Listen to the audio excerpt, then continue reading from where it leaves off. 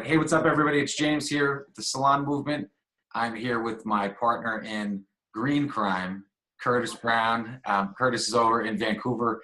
Just got back, probably doing a little bit of recovery from last night's Hair on Stage, where he saw some great things. And our guest of honor today is Jem from the Fruit Tree Planting Foundation. So happy Sustainable Beauty Month, everybody. Jem, welcome back for a second year in a row. Glad to have you. How's everything on your end? Everything's great. We're in the midst of our busiest year to date. We're planting over 60,000 trees in 6 different countries this year. So we're really excited to get the fruit tree wealth and the fruit tree love out there to many different communities.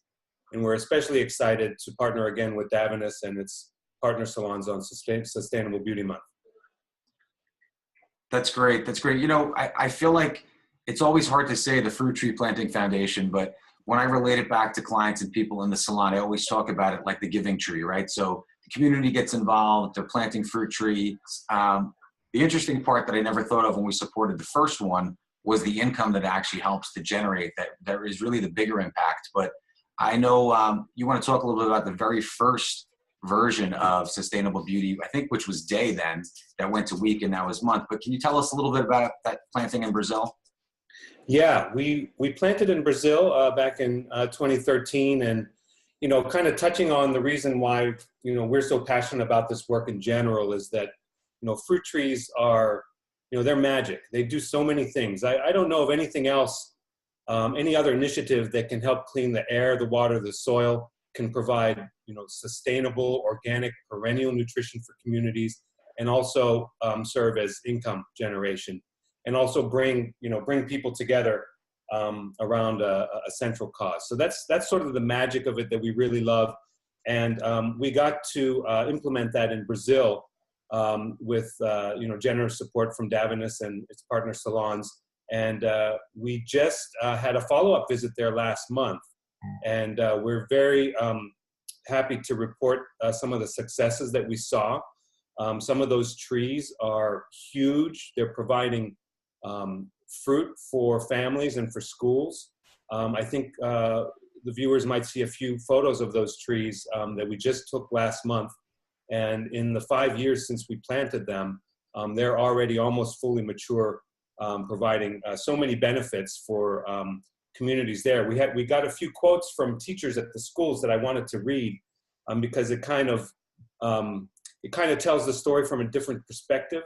I mean, you guys can hear about the magic of fruit trees and the successes from us, but it's a different thing to hear it from the communities that we're actually working with. Those are the results and those are the quotes we really want to hear. So just a couple of them. One was from a director of one of the schools. She said, when we came here, there was nothing. No trees, no birds, nothing. The trees have created all the shade and beauty, and we are teaching the kids to be grateful to the trees for these reasons. Another school director says that the school has overall gotten happier. The students are happier. There's more movement and life to the school. There's more shade and fresher air. A lot of times you'll find a student with a purple mouth from the mulberries or a red tongue from the cherries. So that was a nice image that she conveyed there on the successes of those trees and how the students are using them. I think the last time we spoke, we heard some stories from El Salvador, how previous Sustainable Beauty Month partners are now using the trees to generate 100% of their income. And we anticipate to have the same results here in Brazil and everywhere we go with the program. Yeah, that's awesome. All of us in the hair industry being entrepreneurs and, from the stylist all the way to the salon owner, I think we really resonate with obviously sustainability initiatives and planting trees, but to have that business perspective as well, and for it to be directly affecting in a positive way children and in the schools, that's just really amazing. And thank you so much for sharing that with us, because it's so good to hear the final results of all of our work together.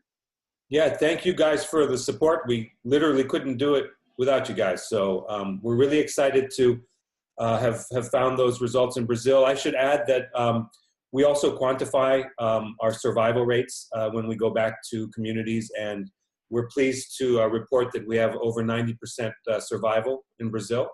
and that about 87% of those trees are thriving and producing fruit.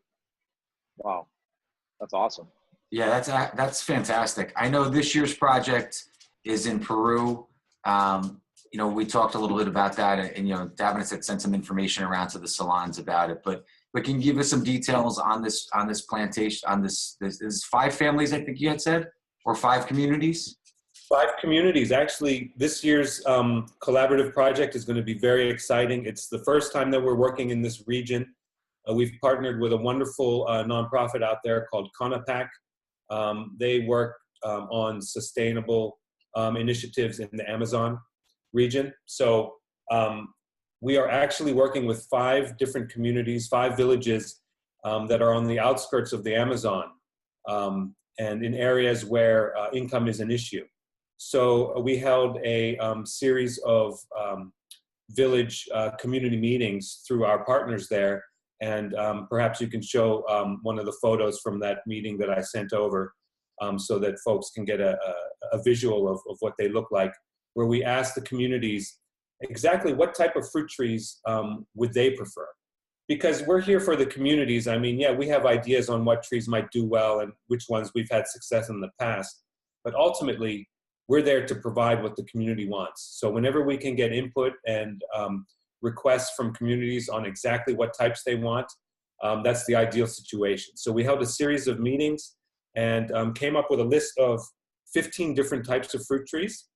And they range from citrus to cacao to coconut to numerous other trees that are indigenous and not even found elsewhere, that will provide a range of both nutritional benefits and also income generations. So income is a big part of this project.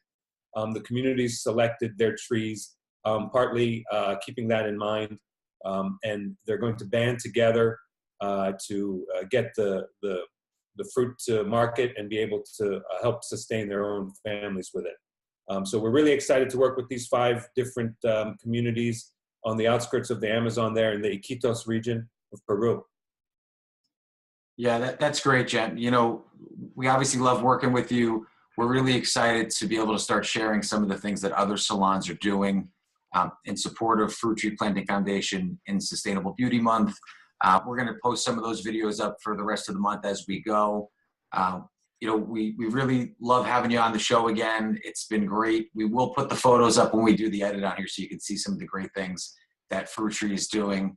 I don't know, is there anything else, Kurtis, that you want to add in? I mean, happy Sustainable Beauty Month to you guys too. I know we've been running around like maniacs doing other projects, but we haven't had the chance to say it yet. But yeah. Thank you so much, Jem, for doing a lot of hard actual work, and I'm sure you're part of that too. Meeting with the communities and finding out what they actually need, and just constantly being open to new ideas and new projects. Connection with us to spend the time with really discussing it. It means a lot to myself, and I know will to our viewers too. And so thank you so much for this update. Our pleasure. And I just may add that Sustainable Beauty Month is such a unique initiative. We're just so grateful to be part of it. The Davines family and all the salons have been amazing, and literally making these projects possible year after year for communities so that they can have nutrition and income. We're just in awe of you guys, and we're so grateful, and thank you again so much for having us on. That's great. Thanks again. We really appreciate it. Everybody that's tuning in, it's a busy month, obviously, with a lot of really good things. You can notice my recycled coffee beanbag hat. So at the April recap at the end, we'll talk a little bit about Kurtis's trip to Guatemala, researching sustainable coffee.